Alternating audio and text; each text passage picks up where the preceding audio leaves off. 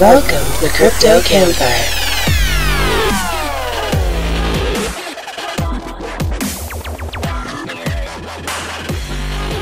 Half man and half dog. They're their own best friend, Mitch and the Professor. Featuring special guest, David Schwartz. May the Schwartz be with you. Hey guys, welcome back to another episode of the Crypto Campfire podcast. This is the Professor. And Mitch. Today we're talking with David Schwartz, the project director at the Litecoin Foundation. So before we start talking to David, let's grab a look at the crypto news from the Crypto Gent. Thanks, Professor. Hello, Crypto Campfire listeners, and welcome to the cryptocurrency news in a flash with a Crypto Gent. Bitcoin has 85% of its total supply in circulation as of the 1st of August. A crypto collectibles game called NBA Top Shot is set to be released in early 2020.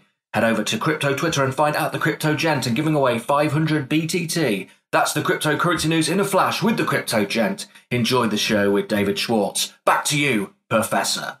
Thanks a lot, Crypto Gent. So what a week already, and it's only Wednesday. Right? The news just keeps coming, doesn't it? Oh man, it's amazing. It's amazing. It is. Absolutely crazy how things just evolve, like, over a day's period of time. It's insane. It's absolutely insane. Oh yeah, it's great. And Twitter keeps it busy too. Oh my goodness, Twitter's just been blowing up today. I'm thinking, do these people work? Is everybody like just independently wealthy and they don't have to work anymore? I mean, God. I just think their bosses aren't very good friends with them right now. Right? Sitting on their ass at work tweeting all day. Yeah, exactly. So Yeah, I've seen your tweet you put out about the contest. Yeah, the drawing contest. That's going pretty well. There's a few entries already. Money threw down. We've got Cat jumped in. Ben's dad jumped in. We got pineapples. I mean, yeah, it's great. That was fun. I can't wait to see what other people throw out there. We're gonna give out some swag. If you guys haven't seen that, head over to the Crypto Campfire Twitter page. There's a bright orange picture. You can't miss it with a superhero lemon. So if you draw a picture of your answer to this question, which is if you could transform any food into a superhero, which would it be and what would you name it? So draw a picture of your food superhero. Stick figures are welcome because, like I said in the tweet, we can't draw either. And just post it in the comments on the tweet. And at the end of the week, we will give out some swag. We'll message some of the people that have submitted and got the most likes and give out some cool Crypto Campfire stuff. Check it out. Heck yeah, that'll be awesome. That'll be so much fun. So, David, let's talk. How you been, sir? Good. How are you guys doing? Fabulous. So, I've really been interested in actually talking to you. I've seen you on Twitter, and I know you're a project director for the Litecoin Foundation. Yeah. And so, being that I almost feel attached pretty well with the Litecoin family at this point, especially for like the Midwest adoption team portion of it. Really excited to hear some more from you. Yeah, thanks for having me on. I really appreciate it. I know you guys, from our conversations before, you've been packing in the guests, so I'm honored to be on. Oh, it's good to have you on the show, man. Heck yeah. So tell us about yourself. When did you get into crypto? Yeah. So I got into crypto around September of 2017. I was in between houses with my family, so we had sold our house and we were looking for another one. So we were staying with my parents for a little while and scouting out places. And my wife and I have been talking about how to sort of either diversify or take some of our money out of the stocks that I had. I've been doing a lot of dividend type stocks, so I can make a little bit of an extra cushion in our budget every month. So I'm usually a fairly risk averse type of person, but I was reading an article about Bitcoin. I found it interesting. So then I just kind of Googled where can you buy Bitcoin, and that led me to Coinbase. And so then I ended up just purchasing a small bit, kind of dipping my toe into it, and then of course, after, like getting signed up, which was the hardest part, after getting signed up, then you realize there's a whole lot more out there than just Bitcoin, good, bad, and whatever. But Right. started just kind of reading around and picked up on Litecoin and realized that I thought that was a pretty amazing project in and of itself. And I'm one of those people who, I mean, you can have a really great company, project, whatever, but if you're just a flat out schmuck, then I'm probably not going to want anything to do with you or your company. So I was pretty impressed. I was pretty impressed with Litecoin and just the demeanor of Charlie and the people that I had encountered on social media. So just following Charlie and the Litecoin community on social media, I realized this was something that I could get behind.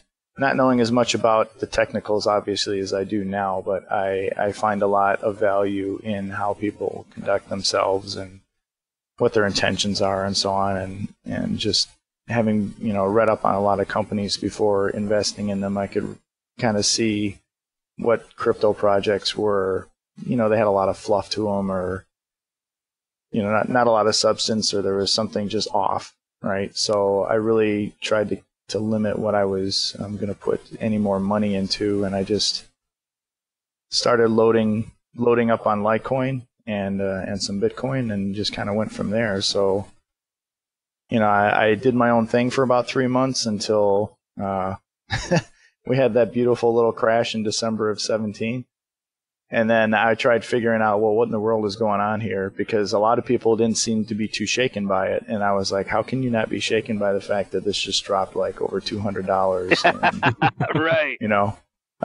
Like at one point, it was one evening, it dropped like $200 and something, right? There was like this flash crash to like $100. And I was sitting there at my kitchen table. I'm just like, oh my God, how am I going to explain this to my wife? Right. Right. And there were people online. It's just like all of the leaders of different areas within crypto were all silent. It was like it didn't matter, right? And I was like, why is this different, right? And so I just kept studying, and I realized these people have been around for a while, and it was very normal. I hadn't seen the trajectory of like Bitcoin. When you zoom out, and you can see how the trajectory is, and it goes through these ebbs and flows and everything. And I just realized after a while that some of the people I was following, they really just didn't know what the world they were talking about. And then I started kind of changing how I focused on the money aspect of it and started looking more into the technicals. And over time, you realize there's not a lot to fret about when you realize what kind of technology this is and what it's going to do for our world. And so at some point, I realized I could also make a difference. I think at Twitter at the time of January 7th of 18, I only had like 22 followers, and they were mostly people that I knew. And so one time, my wife and I were up north in a cabin, and we were getting ready to leave. And I was like, there's got to be some way I can kind of support this, even if it's just on social media. So I just came up with the idea of, hey, how about we try and like ping Spotify and see if they would, accept Litecoin for payments or whatever, and that seemed to hit a chord with people out there, and I know Zinzi liked it and a few others, and it just kind of exploded. And the next thing I know, I had like 2,000 likes and 2,000 retweets, and I was like, what in the world happened? And so that showed me, it was really weird. So that showed me that it doesn't matter who you are or where you're from or even how much experience or knowledge you have in something, you can have an effect. And so, absolutely. So at some point I was able to convince Charlie to let me onto the Litecoin Foundation Slack, and the rest is history. That's awesome. Well, it's really cool to see that you got your start with the Litecoin Foundation because they saw you out there trying to focus on adoption, just straight up. Yeah. Let's get it so we can use this. Let's talk to Spotify. Let's see if they'll accept Litecoin. I mean, that's what we got to do, right? Mm-hmm. We got to be out there talking to people, and not just companies to accept it, but like you're doing this every day, getting new people set up with wallets and explaining to them what it is, or even just telling them that it even exists. It's all part of the daily thing that we got to get into the routine of doing. And as we do that, then more people will come into the space, and the more people in the space, the more we can develop it. what's your favorite method to introduce new people into crypto? Like, what way have you found is not necessarily the most effective, but most exciting or most enjoyable for you? I think it would have to be, usually, I'll end up having to talk to somebody for a little while, and you find out what's important to them. So for some people, it's the financial part of it. They're all about investing. Another person, it might be, because at this point it's still speculative, right? So I mean, there's a big opportunity for people who are looking to make some money off of the speculation of these. So you can always introduce them that way. And honestly, the majority of people, at least in the space, probably came in that way anyway. I don't know of too many who came in simply because of the technology, unless they were completely wowed by something. Not very many, for sure. Yeah, so there's the financial aspect, then there's the technical aspect, and so it depends on who you're talking to. You could end up finding a guy who's really into coding or IT or something along the computer lines, and so you're able to speak that language with them. And then there's the personal aspect where perhaps you're talking to somebody who has family who live overseas. Or they're looking to do something for their children or whatever, right? And they have some additional cash to spend. Or you find somebody, I've run into people like at a gas station where they, for whatever reason, they're having a problem paying for something with their debit card or their credit card. And it's a perfect opportunity to talk to them. So you're talking about either financial, technical, or personal. And so I just sort of pick from one of those three depending on how my experience with the person has gone to that point. And those conversions work a heck of a lot better than me just coming up and doing like a cold sell on somebody, right? You look for that moment. You look for that moment where they can have an aha moment based off of an experience they've just had or that they told you about, and it makes it more personal. Right, and you're starting a real conversation too, rather than just, in their opinion, the first thing they're going to think otherwise is you're trying to sell them something. And so then you've got to start by convincing them first off that you're not trying to sell them anything before you can even get into the meat of it. So it's that would be a little bit more convenient, just having that opportunity to spark that conversation to begin with. Yeah, and working for the foundation now, it's a nice segue. Sometimes when people ask me what I do for a living, I tell them, well, my job is I'm an HR director for the state of Wisconsin, but my passion is this. And then they go, well, what is this? They've never heard of cryptocurrency, and I'll be like, have you heard of Bitcoin? And it just goes from there. Right. That way they initiated the conversation, not me, and so they're more open to it as well. Oh, that's a good take. And the fact that I'm differentiating between a job and my passion, then they want to know why it's such a passion, and then I can introduce them to all the different perspectives. So that being said, in what ways can we improve the quality and availability of crypto education? What do you see that we can do? I mean, like we're out there on the forefront, spreading adoption as best we can, but what do you see we could do to improve the quality of that experience? Well, I think there's different things you can do. I think one of them is going to be we're going to have to go and reach out into places where we get out of our crypto echo chamber, so go to, I don't know, conferences and places where there's things related to businesses. Like I know at least here in the Madison area in Wisconsin, they have a coliseum where they'll have like a business, business expos or whatever. And so a bunch of businesses come there and they talk about all types of different technical aspects of business. And they have booths, they have sponsors, whatever else. For me, that would be a perfect place to go and just, I buy a ticket to that expo and I walk around and I just start talking to different businesses. I ask them things about their business first, and then I start talking to them about that, how they can save money. Because most of the time it's a bottom line thing for businesses. That's why they're in business to begin with. So if they start, showing ways that you can improve your bottom line, I can go, well, I can show you a way where you can cut like 60% of your transaction costs with just using something other than what you're using right now. And then that piques their interest. Sure. So getting out of your comfort zone and getting away from congratulating each other and talking each other up, and all those things are good, but they're not where everybody's at. And so we need to stop thinking about how somebody outside, even in, like, if you talk about crypto Twitter, you're literally talking about people who are on an instrument and they're talking to each other. Nobody else, unless they have a lot of followers that are outside of crypto, they're going to hear what they're talking about.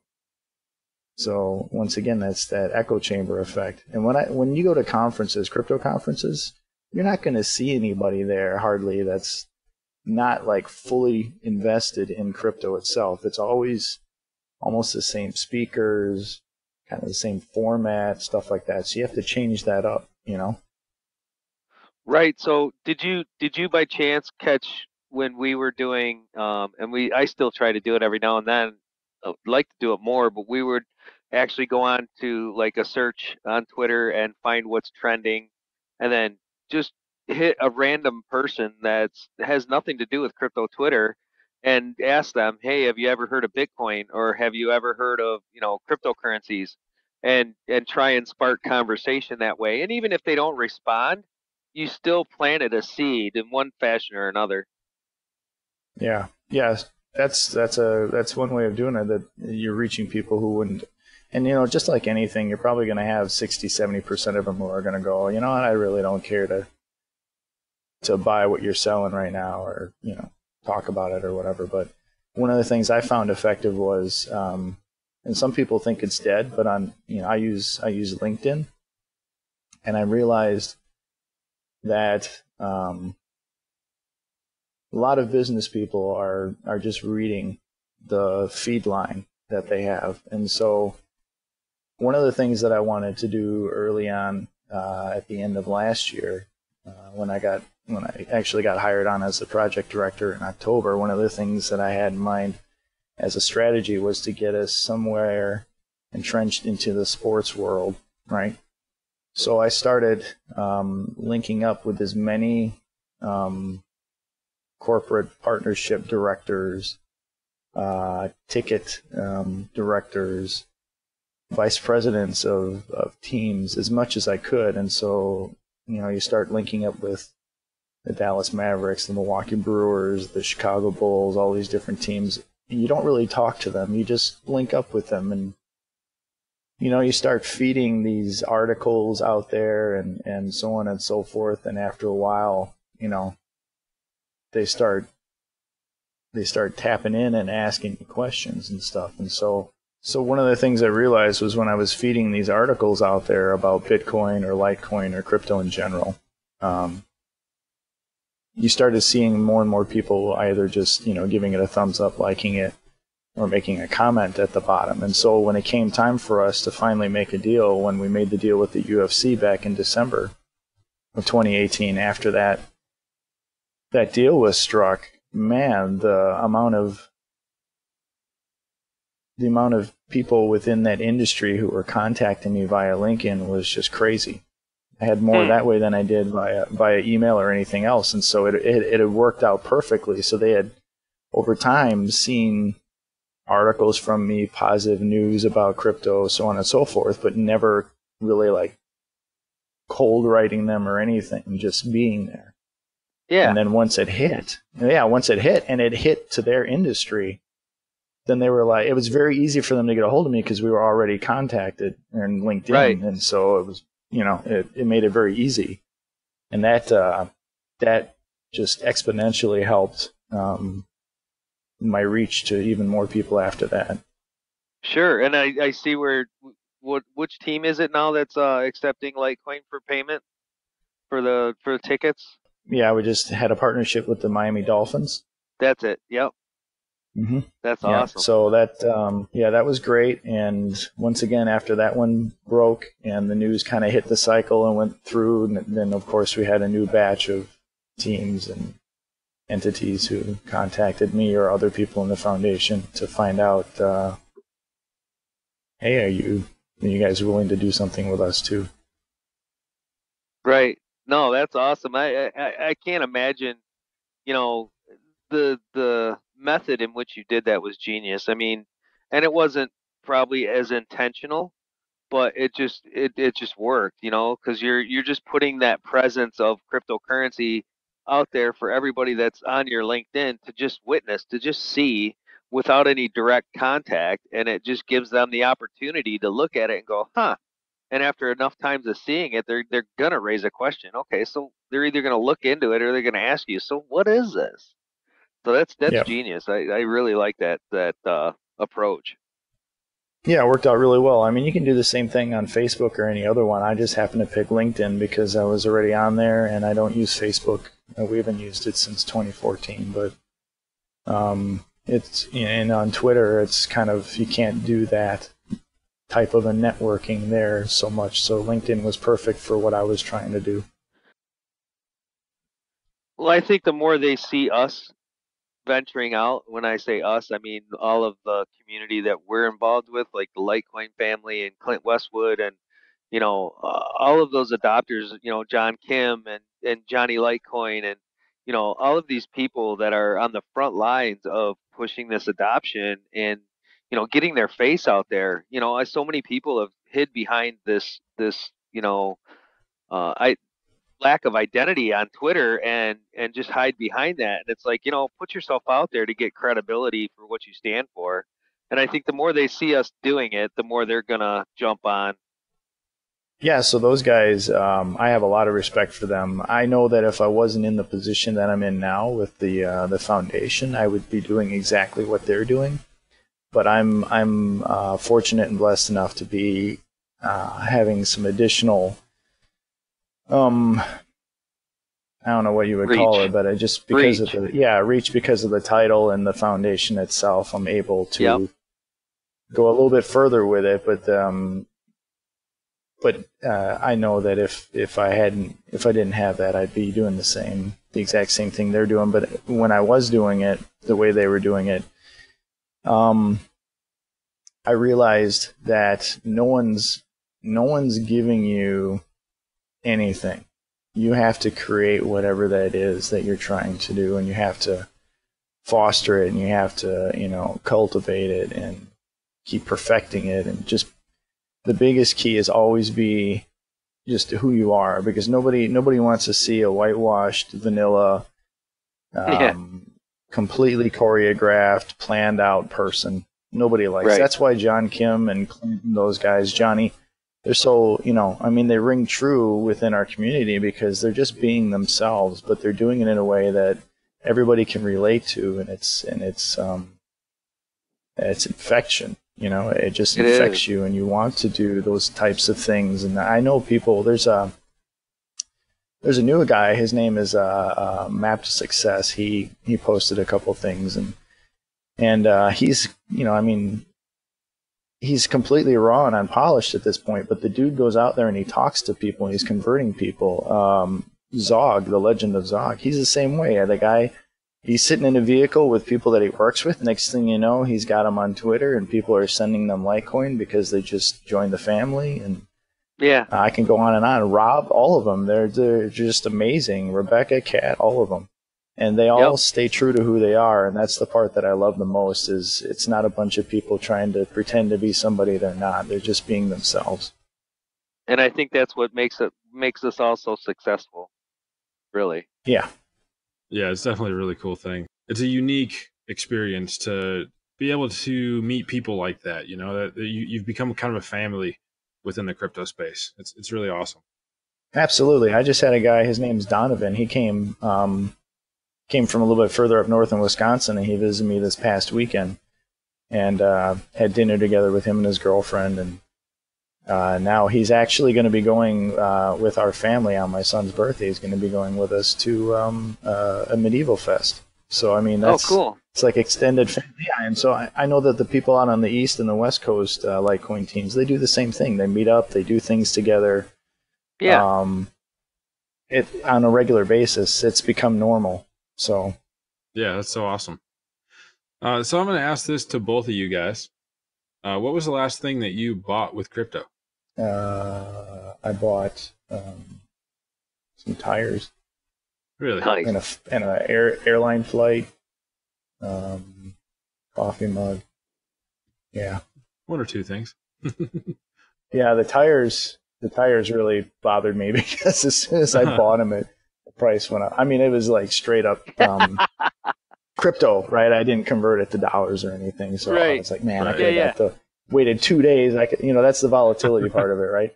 Waited 2 days, I could have saved myself $150. Yeah, but exactly, and it goes both ways, right? I bought Hot Wings at $14,000, so at that point you just gotta say whatever, buy some more. Exactly. It's helping the ecosystem. It's helping, the entire reason for why we do it. So I don't care. It's fine. Exactly. Absolutely. Exactly. So the last thing I bought with crypto was a beer. So nice. At the New Jersey meetup? Yeah, at the New Jersey meetup. Yep. Nice. Actually, no. Well, I mean, would you consider service? Because I've paid my chiropractor in Litecoin.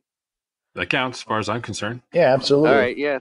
So I got my chiropractor accepting crypto for payment. And that's huge anyway. He knew nothing of cryptocurrencies other than what I've told him since I've been in. And it was so cool when I was talking to him about it, and I said, "Would you consider?" And he goes, "Well, heck yeah!" So I set him up a wallet, and he started accepting cryptocurrencies. So now I just got to get him a sign made up for his front counter that says "I take crypto," and get him some SKU codes. But the issues that I'm struggling with is not having the technical experience to be able to put that together for him, and really knowing who to reach out to do so. So right now I'm pretty much the only one probably paying him in crypto, but still. So that'd be the last thing I purchased. Was an adjustment. Have you talked to John more about that? I have. Johnny was going to actually send me like a bunch of information and some other, like, I don't know, what would you call it, swag for being able to help spread the word, right? And give people something tangible, something physical that they can look at, touch and feel and see.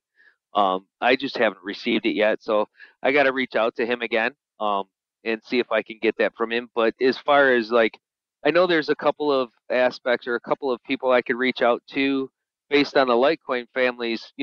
My connections with the Midwest adoption team. Somebody told me that there's someone that can make that little flyer up. I think it was J-Mac told me about that. So I just have to pursue it a little bit more. Yeah, J-Mac and I, we went to the Bronx Deli, which accepts cryptocurrency, and we also went to and I don't know if you caught it on Twitter, but him and I went to the Session Room Lounge in Ann Arbor, and we interviewed the manager, and we interviewed one of the barmaids, and we did live broadcasts from there, and we actually J-Mac set the manager up with a wallet, and we gave her some Litecoin, and it was really cool. So we're working on them right now. We've been blasting them out on tweets saying, we got to do a meetup there, because now that the Midwest adoption team is really coming together, we're going to start doing a lot more of that stuff. So we're trying to work with them and see if we can't get them to really commit and start taking crypto, at least for that one event, if nothing else. But I think once they see how the business that they can get and how easy it's all going to be, then they'll be hooked. But it's just getting them to take that first step that's the challenge. Sure. Yeah. And I love J-Mac too, man. I've known him for at least a year now too. So yeah. He's a cool dude. He was actually a first guest on our podcast, in fact. Yeah. Nice first guest. Yeah, it was a good choice. Mitch made a good call on that one. It was awesome. It was awesome, and it's been an incredible journey since. That's for sure. Oh man, the Jersey meetup was insane. Oh my god, and everybody I met there, all these people, just everybody was so like on the same page and so warm and welcoming, and it was genuine. There wasn't any fake stuff going on, so that was really an experience.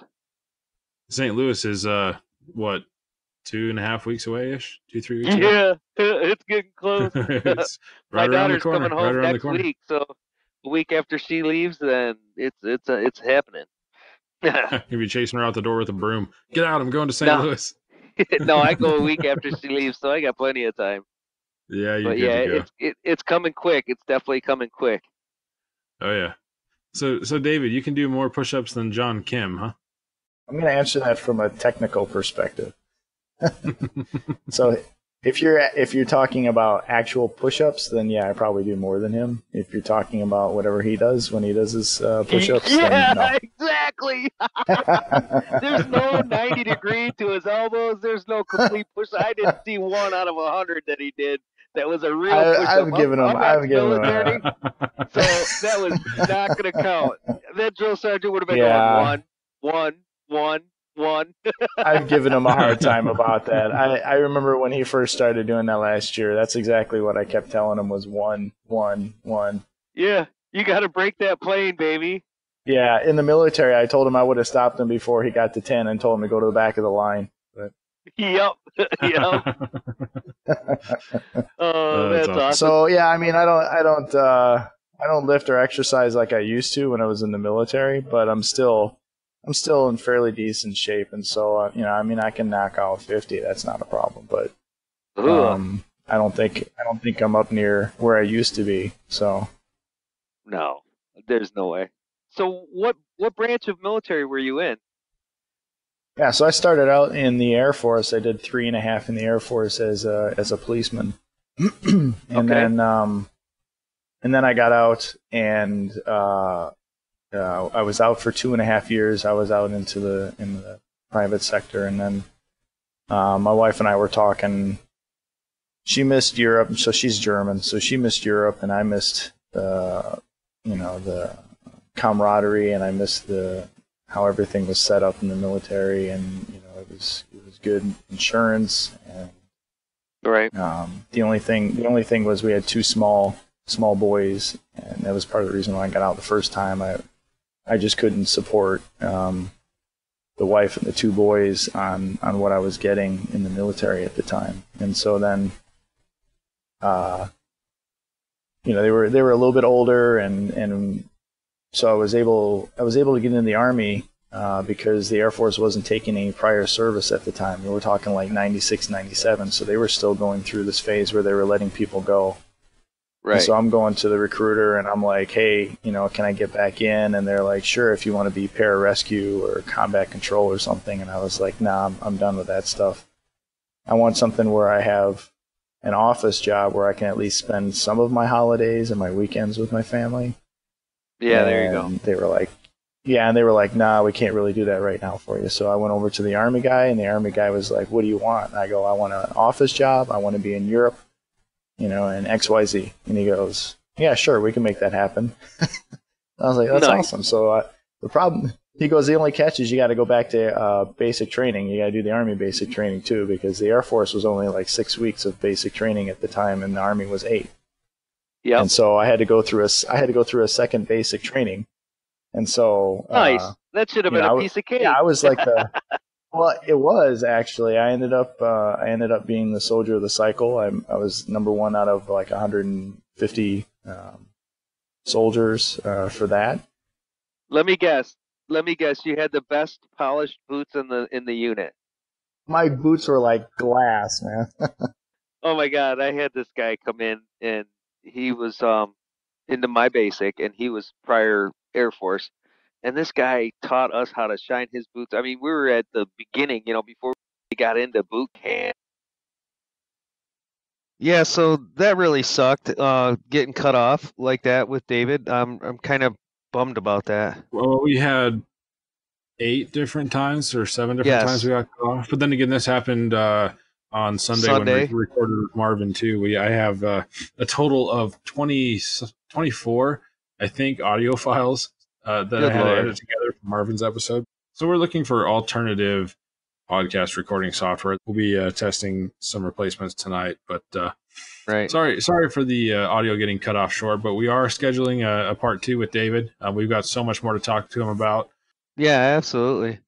He wanted to leave you with a parting note to take a look at the website at litecoinsummit.org, presented by the Litecoin Foundation, which just kind of talks to you about the Litecoin Summit, what they've got going on, their agenda, the speakers, sponsors. You can get your tickets there and get registered. That's October 28th through 29th.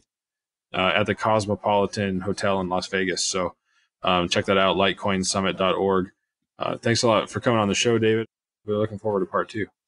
Absolutely. You know, I was gonna say, you know, after that, after we were talking about the blockchain week in Vegas and the Litecoin Summit, you know, how we could potentially juggle the two, but I don't know that we can pull that off. But I would really like to go from California and then go roll right into the Litecoin Summit in Vegas.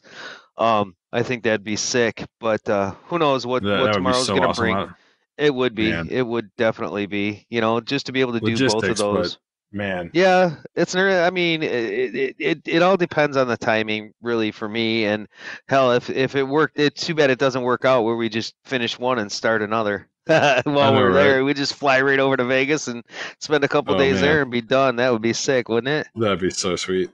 Oh yeah. So, you know, it was really frustrating tonight with the whole application thing that we're using. So we're going to definitely be exploring some other alternatives, and because we want to be able to keep you guys posted with all of the stuff that we have to share. So, well, everyone, thanks for listening today, and thanks for enjoying the podcast.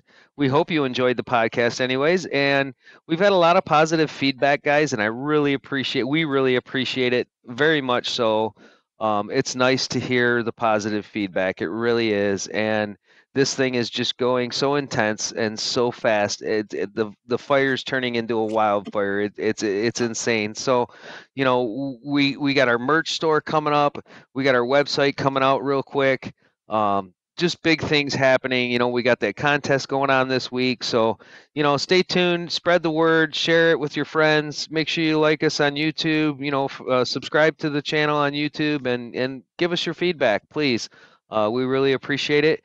And if you think about it, throw a tip log on the Campfire. It really helps us out. It would really help, you know, fund all these projects that we plan on doing. So thanks again for coming tonight or today and listening to the podcast. Absolutely. Y'all have a good night. Peace.